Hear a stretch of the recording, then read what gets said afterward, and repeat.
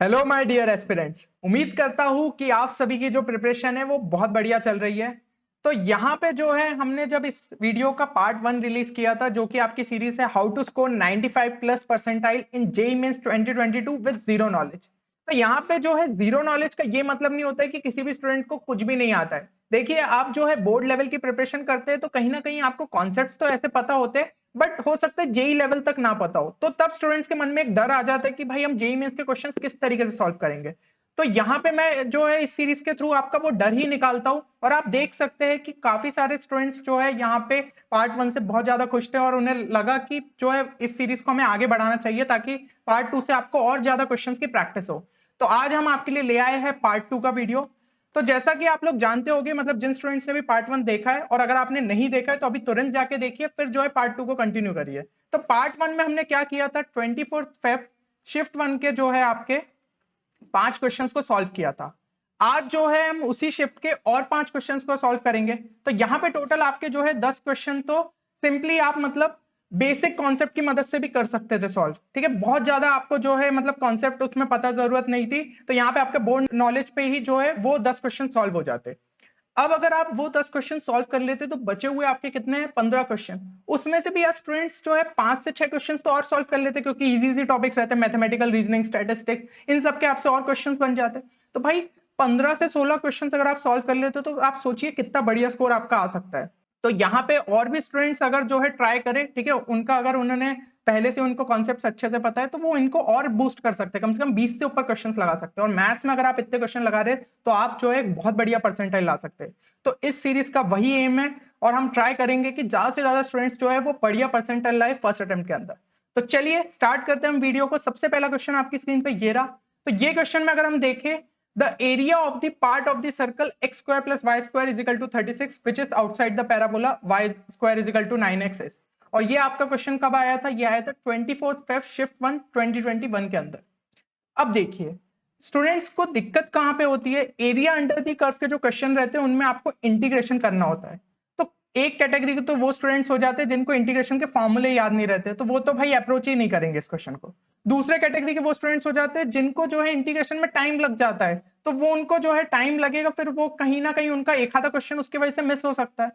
तो यहाँ पे मैं आपको ऐसा तरीका बताने जा रहा हूं जिससे कि जो है आपका इंटीग्रेशन इन्वॉल्व नहीं हो। तो देखिए, हमें क्या करना चाहिए था, area of the part of the circle आपसे पूछा है ना, तो आप सबसे पहले सर्कल को एक बार ड्रॉ कर लीजिए। सर्कल को हम ड्रॉ कर ले तो x square plus y square equal to 36 लगा है, तो यानी कि रेडियस इसका क्या हो जाएगा, रेडियस हो गया इसका 6। तो हमने तीन तीन के इस पे जो है बना लिया इसको। तो ये जो है आपका इस तरीके से सर्कल बन गया। रफ सा ही हमें एक फिगर चाहिए। फिर पैराबोला भी आपको ड्रॉ करना है, Y square equal to 9x। तो अगर हम x की जगह 1 डाले तो y की वैल्यू हमें पैराबोला में क्या मिल जाएगी, +-3। ठीक है, तो x की जगह अगर मैं 1 डाल रहा हूं यानी कि यहां कहीं पे लाई करेगा, तो हमें y की क्या वैल्यू मिल रही है, 3। तो ये पॉइंट हो गया, और दूसरा क्या हो जाएगा, ये वाला -3। तो इस तरीके से जो है आपका पैराबोला बन गया। अब आपको जो है कर्व से इजीली दिख रहा है कि ये जो इंटरसेक्ट कर रहे हैं कहीं ना कहीं हमारे x इक्वल टू 3 के आसपास कर रहे हैं। इसी चीज को और अच्छे से वहां पे आप चेक भी कर लीजिए। x की जगह जो है अगर मैं 3 डालू यहाँ पे, तो ये क्या हो जाएगा, y square equal to 27। x की जगह यहाँ पे 3 डालू तो वाई स्क्वायर इजिकल टू 27, मतलब सेटिस्फाई कर रहा है। तो ये पॉइंट हमें पक्का पता चल गया कि ये क्या है हमारा 3 कॉमा, ये हो जाएगा x हमें मिल जाएंगे यहाँ से +-3√3। तो 3,3√3, और दूसरा क्या हो जाएगा 3,-3√3। बस इतना आपने कर्व अगर प्लॉट कर लिया तो अब देखिए आगे की स्टेप। यहां पे जो है आपको क्या निकालने बोला गया है, यहां पे आपको बोला है area of the part of the circle which is outside the parabola. तो ये जो है ये वाले पोर्शन आपका इनसाइड है, आउटसाइड वाला बोला है, यानी कि आपका क्या हो जाएगा, ये वाला। ठीक है, ये पूरा जो है आपका पोर्शन हो जाएगा। अब आप क्या कर सकते हैं, यहां पे हमें इस पार्ट का अगर चाहिए एरिया, तो मैं एक काम करता हूं, ये पॉइंट और ये पॉइंट अपना ओरिजिन वाला इसको ज्वाइन करती हुई एक लाइन ड्रॉ कर देता हूं। यहाँ पे थोड़ी लाइन अपनी गलत सी बन गई, तो ये देखिए यहाँ पे ये ओरिजिन और ये वाली ज्वाइन करते हो, ये इस तरीके से लाइन, और ये जो है 3,3√3 से पास हो रही है। तो यहाँ भी जो है इस तरीके से ही अपनी ड्रॉ हो गई एक। ठीक है, जो कि ओरिजिन और 3,-3√3 से जा रही है। तो मैं क्या कर रहा हूं, मैंने यहाँ पे आपका जो ये सर्कल ड्रॉन है ना, उसमें ये लाइन यहां से ड्रॉ करी और ये लाइन यहां से ड्रॉ करी, और मैं ये वाला पूरा एरिया निकाल ले रहा हूं। तो ये एरिया मैं कैसे निकाल सकता हूँ, क्योंकि मुझे ये एंगल पता है, ये एंगल मैं कैसे निकाल सकता हूँ, यहाँ पे आपको स्लोप पता है ना, 3√3 डिवाइडेड बाय 3 जो है उसका स्लोप हो जाएगा, तो ये 60 डिग्री का एंगल। सर्कल का एरिया क्या होता है, पाई आर स्क्वायर, है ना, सर्कल का एरिया होता है हमारा पाई आर स्क्वायर, तो इस सेक्टर का एरिया क्या होगा, पाई आर स्क्वायर बाय 6, तो यहाँ पे हो गया 36 pi by 6, this is equal to 6 pi. इसका आपको एरिया पता है 6 पाई, सिमिलरली इसका भी एरिया क्या हो जाएगा 6 पाई। टोटल एरिया अपना कितना होगा, पाई आर स्क्वायर विच इज 36 पाई, तो 36 पाई में से मैं 12 पाई घटाऊं तो वो कितना हो जाएगा अपना 24 पाई। अब यहाँ पे जो है आपको पता है कि आपने पैराबोला जो है हमारा वो किस तरीके से बनेगा, वो हमारा इस तरीके से बनेगा, तो इतना अपन ने जो है एक एक्स्ट्रा पोर्शन भी लिया है, ये चीज आपको जो है समझ में आ रही है। अब एक्स्ट्रा पोर्शन लिया है मतलब 24 पाई में से कुछ सब्ट्रैक्ट होगा, तो ऑप्शन चेक करिए कौन सा ऐसा ऑप्शन है। 24 पाई वाले से दो ऑप्शन थे हमारे, ठीक है, और उसमें से भी ये वाला जो है इसमें से कुछ पार्ट माइनस हो रहा है, यानी कि ऑप्शन 4 अपना सही आंसर हो जाएगा। तो बिना कुछ इंटीग्रेशन करे सिंपली जो हमने बस कर्व ड्रॉ किया, और एरिया ऑफ सर्कल तो यार आप प्राइमरी क्लासेस से सीखते हुए आते हो, उसके बेसिस पे हमने कर दिया। पैराबोला प्लॉट करना भी कोई बहुत बड़ी बात तो है नहीं, ये तो बेसिक है। तो यहाँ पे इंटीग्रेशन के बिना ही हमने इस क्वेश्चन को सॉल्व कर लिया। तो ये होता है हमारे अप्रोक्सीमेशन टेक्निक, ये लग जाता है कई कई बार जो है एरिया ऑफ द कर्व्स में, ठीक है। अपन को कुछ एक ऐसा फिगर बनाना रहता है जिसका एरिया अपन इजीली कैलकुलेट कर सकते हैं, और फिर देखते हैं कि हमने कितना एक्स्ट्रा पोर्शन लिया या फिर कितना एक्स्ट्रा पोर्शन जो छोड़ दिया, वो चीज आपको देखनी रहती है, तो उसके बेसिस पे आप आंसर कर सकते हैं। अब इसी तरीके की ट्रिक्स यार जो है मैंने अपने जेई मेंस क्रैश कोर्स में कराई है, तो वहां पे जो है आपको मैथ्स के सारे चैप्टर्स का एक तो कंप्लीट रिवीजन हुआ है, मतलब पूरी थ्योरी आपकी अच्छे से कवर हुई है। तो वो थ्योरी ऐसी है कि जो कि आपके जेई मेंस के मतलब लगभग आप सारे क्वेश्चंस में यूज कर सकते हैं। देन उसके अलावा जो इसके अंदर आपको इसी तरीके की स्मार्ट ट्रिक्स सिखाई गई है, वो भी सारे चैप्टर्स में। तो एक बार अगर आपने उतने सारे जो है ट्रिक्स देख ली, साथ ही साथ उनसे रिलेटेड क्वेश्चंस प्रैक्टिस कर लिए, तो आप जो है जेई मेंस में भी उन क्वेश्चंस को कर पाएंगे। तो जो भी स्टूडेंट्स इंटरेस्टेड है कि भाई इतना जो आपके पास टाइम बचा है, मतलब चलिए फर्स्ट अटेम्प्ट में उतना ना कर पाए बट सेकंड अटेम्प्ट तक तो आप बहुत बूस्ट कर सकते हो स्कोर को, तो डेफिनेटली इस कोर्स में एनरोल करिए और आपको फर्स्ट अटेम्प्ट में ही अपने अंदर चेंज देखने को मिल जाएगा। तो नेक्स्ट क्वेश्चन हमारी स्क्रीन पे ये रहा। अब इसके अंदर क्या करना था, if integration of -a to a देके रखा है, फिर आपको एक फंक्शन देके रखा है जिसकी वैल्यू है 22, और दूसरा एक इंटीग्रल की जो है हमें वैल्यू कैलकुलेट करनी है। अब यहाँ पे इस टाइप के क्वेश्चन क्या रहते हैं यार, मॉड्यूलस वाले रहते हैं, तो हमें बार बार जो है वो इंटीग्रेशन को ब्रेक करना पड़ेगा और उस तरीके से हम सॉल्व करते। पर आपको जो है उतनी लंबी प्रोसेस करने की जरूरत नहीं है। आप क्या कर सकते हैं, आप इसका सिंपली जो है ग्राफ प्लॉट कर लीजिए, उससे जो है एक स्टेप में आपको डायरेक्ट वैल्यू मिल जाएगी। तो यहाँ पे आपका क्या हो जाएगा, इस टाइप के जो आपके कर्व रहते हैं mod x plus mod x minus 2, इसका अगर मुझे प्लॉट करना है तो देखिए mod x minus a plus mod x minus b plus mod x minus c, इसका अगर हमें ग्राफ प्लॉट करना है तो आपको क्या करना रहेगा, एक्स इजिकल टू ए डालिए, सबसे पहले जो भी वैल्यू मिल रही है उसको प्लॉट कर दीजिए, एक्स इजिकल टू बी डालिए, जो वैल्यू मिल रही है उसको प्लॉट कर दीजिए, एक्स इजिकल टू सी डालिए, जो वैल्यू मिल रही है उसे प्लॉट कर दीजिए, तीनों को ज्वाइन कर दीजिए उन वैल्यूज को, और उसके बाद जो है आपको देखना है कि अगर हमने सी से बड़ी वैल्यू डाली तो ग्राफ ऊपर जाएगा कि नीचे, वो देखना है। फिर ए से छोटी वैल्यू डाली, ग्राफ ऊपर जाएगा कि नीचे, और आपका जो है ये क्वेश्चन मतलब ग्राफ पूरी तरीके से प्लॉट हो जाएगा। तो इस वाले में एग्जांपल में हम देखते हैं, एक्स इजिकल टू अगर मैं 0 डालूं तो यहाँ पे क्या हो रहा है, एक्स इजिकल टू 0 डालने पे 0 प्लस ये क्या हो जाएगा 0 माइनस 2 यानी कि 2, तो 0 प्लस 2 इक्वल टू 2, तो एक्स इजिकल टू 0 पे जो है मुझे 2 वैल्यू दे रहा है। अब मैं दूसरी लूं तो x इजिकल टू, अब मुझे क्या लेना है, x इजिकल टू 2 ले लूं, तो x इजिकल टू 2 पे भी क्या दे रहा है 2, यानी कि ये हो गया 1 2, तो ये हो गया x इजिकल टू 2 पे भी 2 दे रहा है। अब इन दोनों को ज्वाइन कर दो। अब मुझे इधर और इधर जो है वो हमारा किस तरीके से जाएगा, तो यहाँ पे जो है हमारा इंक्रीजिंग हो जाएगा, क्योंकि यहाँ पे सब जगह प्लस साइन है, तो यहाँ पे हमें टेंशन लेने की जरूरत नहीं है, यहाँ पे वैल्यू आपकी यहाँ पे इंक्रीज हो जाएगी, तो इधर भी जो है आपका इसी तरीके से चला जाएगा। अब जो है इंटीग्रेशन -a टू a बोला है, ठीक है ना, तो -a से लेकर a तक का जो है हमें एरिया अंडर द कर्व लेना पड़ेगा, यही तो मतलब होता है इंटीग्रल का। तो -a से लेकर a तक, तो -a वैल्यू अगर मैं इसके अंदर डालूं तो वो हमारी क्या हो जाएगी, a को हम पॉजिटिव मान लेते हैं, तो -a डालूंगा तो यहाँ पे क्या होगा, ये हो जाएगा अपना a, और इधर क्या हो जाएगा -a -2, ये हो जाएगा a+2, यानी कि 2a+2। तो -a पे मुझे क्या वैल्यू दे रहा है वो 2a+2, तो ये ले लीजिए, माइनस ए हमने यहां डाला और ये दे रहा है हमें 2a+2 वैल्यू।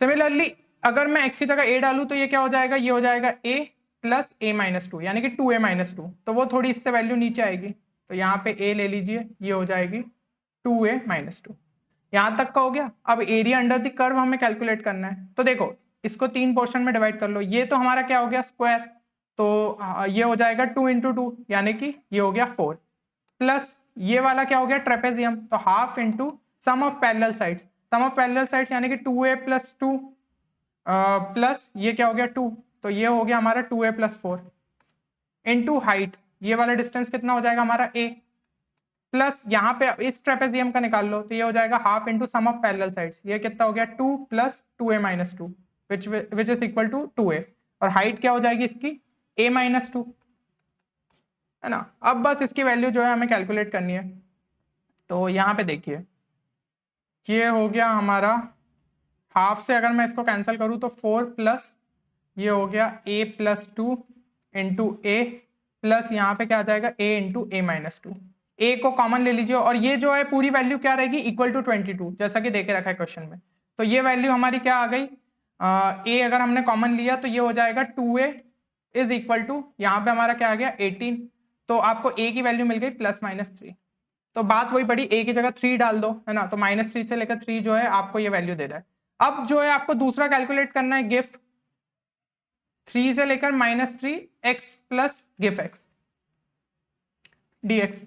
अब यहाँ पे देखो x जो है वो क्या है ऑड फंक्शन, तो 3 से लेकर अगर -3 करूंगा तो उसकी वैल्यू तो 0 है, तो ये तो हमारा सिंपली हट गया, तो सिर्फ आपको गिफ x को करना है 3 से लेकर -3, तो यहाँ पे भी हम यूज कर सकते हैं अपना वही ग्राफ वाला मेथड। तो देखिए हमें क्या करना है इंटीग्रेशन ऑफ -3 to 3 करना है गिफ x, गिफ x का फंक्शन का ग्राफ भी बहुत ईजी है, तो यहाँ पे क्या हो जाएगा आपका इस तरीके से स्टेप फंक्शन बन जाता है ना,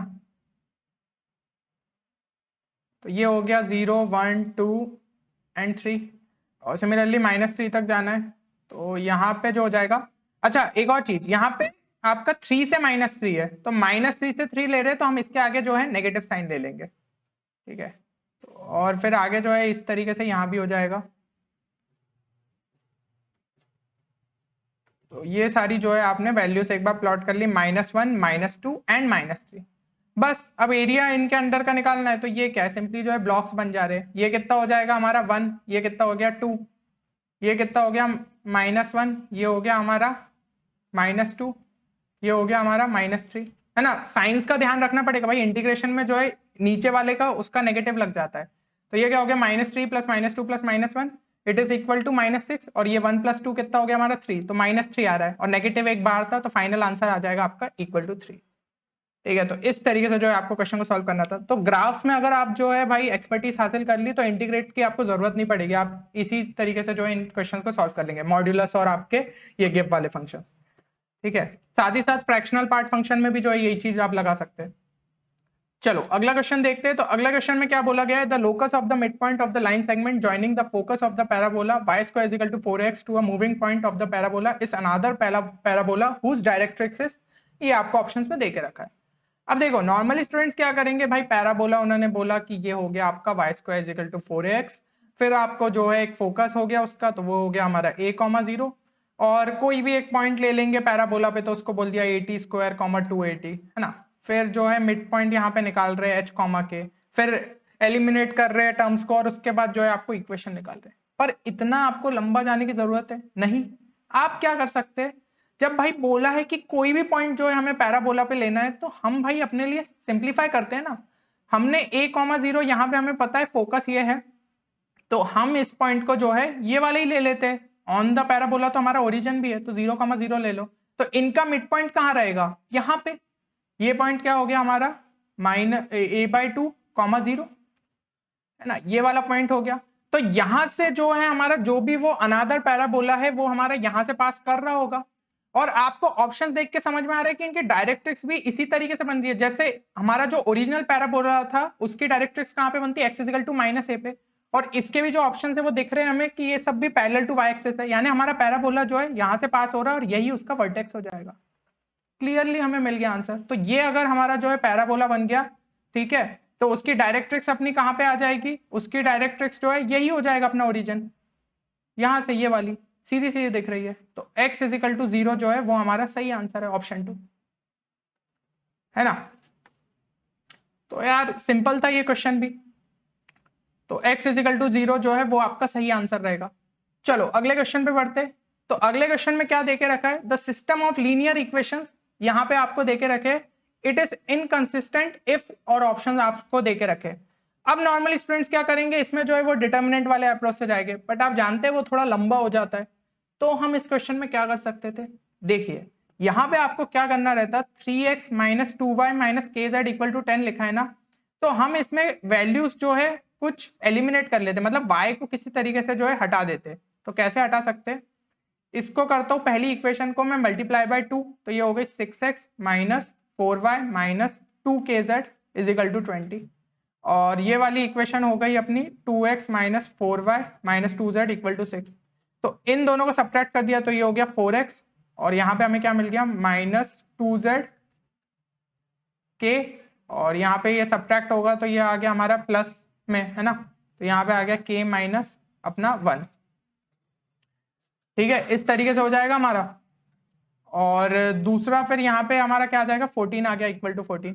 अब जो है आपकी तीसरी इक्वेशन उसको देखिए, तो तीसरी इक्वेशन आपकी लिखी है x plus 2y minus Z equal to 5m, और पहली इक्वेशन को मैं देखूं 3x minus 2y minus k Z equal to 10।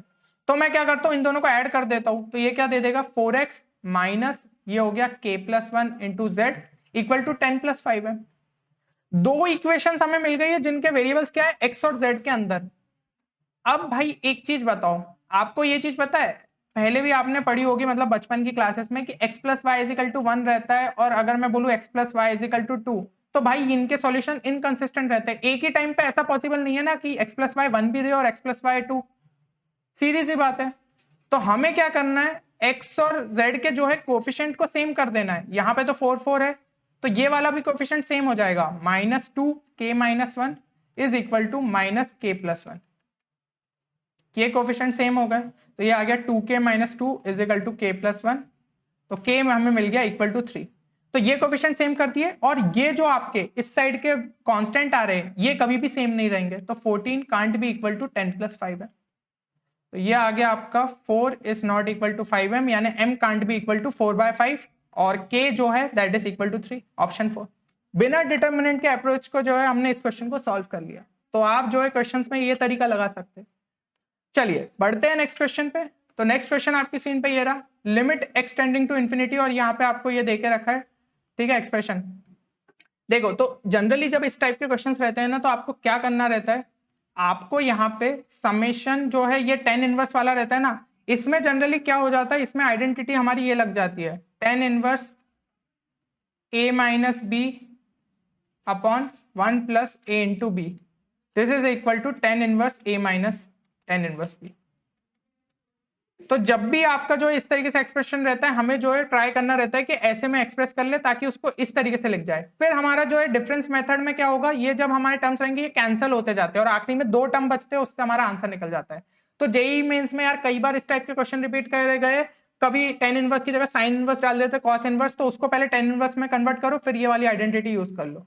तो देखो इसको ध्यान से देखोगे, ये क्या है, tan इनवर्स 1 अपॉन 1 प्लस, यहाँ पे r कॉमन लू तो ये हो गया r इंटू r प्लस 1, तो ऊपर वाले को क्या लिख सकता हूँ, r प्लस 1 माइनस r, तो भी 1 ही रहेगा। तो जैसा कि बताया वैसे ही लिख लो, tan इनवर्स इसको हम क्या लिख सकते हैं, r plus 1 minus tan inverse r। अब r इज इक्वल टू 1 डालूंगा तो यहाँ पे क्या आ जाएगा, tan inverse 2 minus tan inverse 1, फिर r इज इक्वल टू मैंने अगर 2 डाला तो क्या आ जाएगा, tan inverse 3 minus tan inverse 2, और लास्ट में अगर tan इनवर्स में मतलब r की जगह n डालूंगा तो क्या आ जाएगा, n प्लस 1 माइनस ये हो गया हमारा tan इनवर्स n। अब देखो ये वाले आपके टर्म्स जो है कैंसिल होते जाएंगे, तो फाइनली आपके पास क्या बचा, tan inverse n plus 1 minus tan inverse 1। और हमें क्या करना था, यहाँ पे हमारा जो है क्या बोलते n टेंडिंग टू इंफिनिटी था, ये शायद यहाँ पे थोड़ा सा प्रिंटिंग मिस्टेक है, यहाँ पे n टेंडिंग टू इंफिनिटी रहेगा, है ना। तो n टेंडिंग टू अगर इंफिनिटी हो गया तो ये हमारा क्या हो जाएगा, ये वाला हो गया आपका tan इनवर्स इंफिनिटी, यानी कि वो क्या हो गया अपना नॉट डिफाइंड कहाँ पे रहता है, π/2 पे, और tan इनवर्स 1 क्या होता है, π/4, so this is equal to π/4। Simply जो है आ गया अप्रोच से। तो इस टाइप के क्वेश्चंस रिपीट होते हैं, तो आपको ध्यान रखना है कि आपको इस अप्रोच में लाना है, ठीक है, tan inverse a minus B upon 1 plus a into B, अगर ऐसे में एक्सप्रेस कर लिया तो ऐसे में ले आओगे, और फिर सिंपली डिफरेंस मेथड लगना है। तो ध्यान रखिएगा इस अप्रोच को। तो मेरे हिसाब से इस वीडियो के बाद आपका कॉन्फिडेंस जरूर बढ़ा होगा, और आपको समझ में आया होगा कि यार क्वेश्चंस में हमेशा जो है आप अगर लॉजिकल थिंकिंग लगाए तो वो क्वेश्चन को आप क्रैक कर सकते हैं। बस आपको डरना नहीं है पेपर से, और कुछ क्वेश्चंस तो आपको देखते से ही हो जाएंगे। तो इसी तरीके की और ट्रिक्स के लिए हमारे चैनल को सब्सक्राइब करिए, क्योंकि यहाँ पे आपको लॉजिकल ट्रिक्स सिखाई जाती है, ऐसा नहीं कि तुक्का मारना सिखा रहे। तो कमेंट में ये एक बार जरूर बताइए कि कौन सी ट्रिक आपको सबसे ज्यादा यूजफुल लगी है। ठीक है, तो मिलते हैं अगले वीडियो में, तब तक के लिए take care and good bye.